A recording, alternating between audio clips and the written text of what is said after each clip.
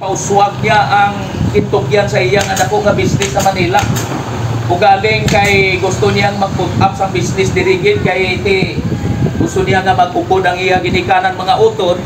That is why mas ginpabor niya nga diri kag mag-umpisa sining negosyo nga masiling naton kung ara ta sa Ginoo, hindi ta maguna-una sa negatibo.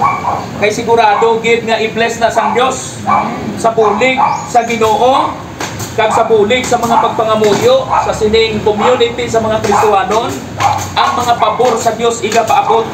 So siling niya sang si David naghambal, may the favor of the Lord sa 90 verse 17 sang Salmo, may the favor of the Lord our God rest on us. Establish the work of your hands. So kung ano man ang mauyatan sang aton nga kamot, amo nigit sili nga ini nga kamot may abilidad nimo kay nga aman ginhatagan ni sang Dios ang abilidad labi na kung Kristohanon ka kag bisan pagani ang hindi Kristohanon may mga abilidad man. Pero amo nang ginsili nga mas dako ang pabor no sa mga Kristohanon kay nga siling sang Bible, may the favor of the Lord our God rest on us and establish the works of your hands.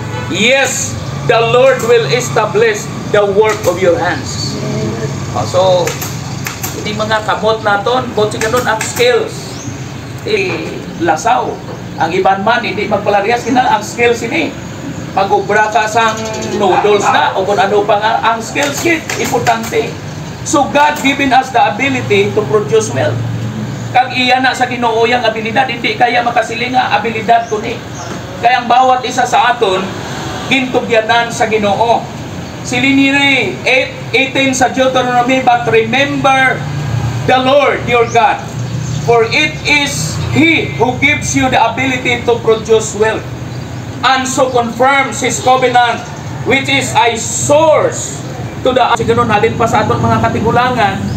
Alin ni Nanay Merly, may abilidad man niya, di man ni basta-basta. Kilala ni Diris Kabangkalan sang baligya sang Muasi. Kag inang silstop lang nga ginatawag. Kami sang una, drive kami tricycle day. Sakyan kami ni Nanay Merly, di tani kang bakal Muasi. Pero makabakal kagid niya. Kaya sige lang, karon lang ba hindi? Grabe pa istoryahon. Ginaputos na ang taga 5 kabilog, di kaon ka na lang.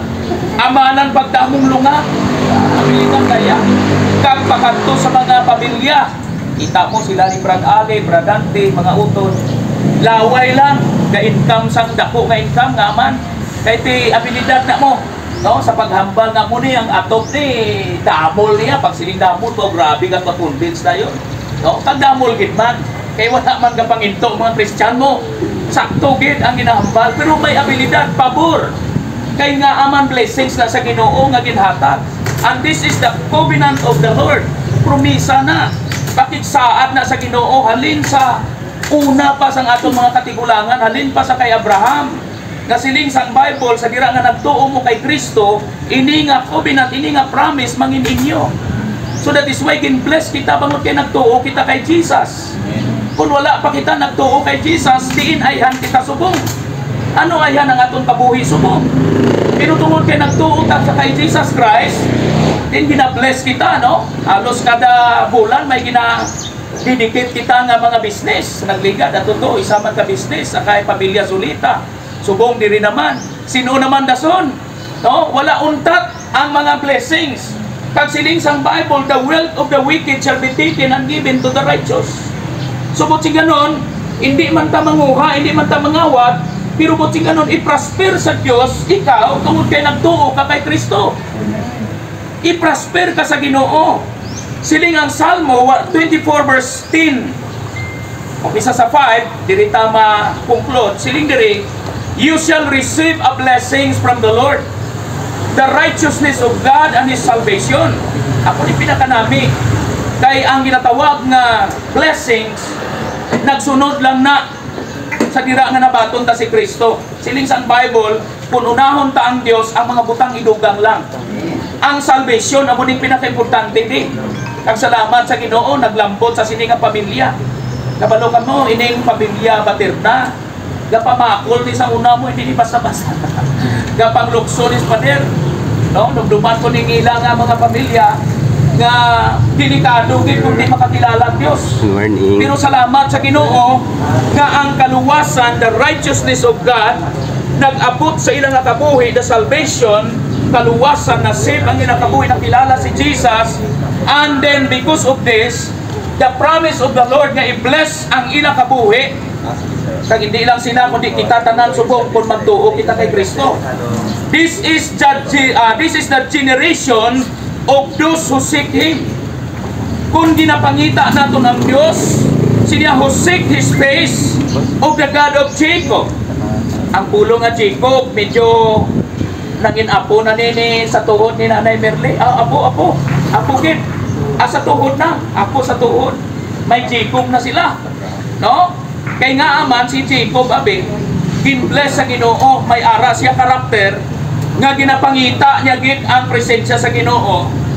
Imagine isa kagabi nakiglayog siya, nakigrisling siya sang anghel.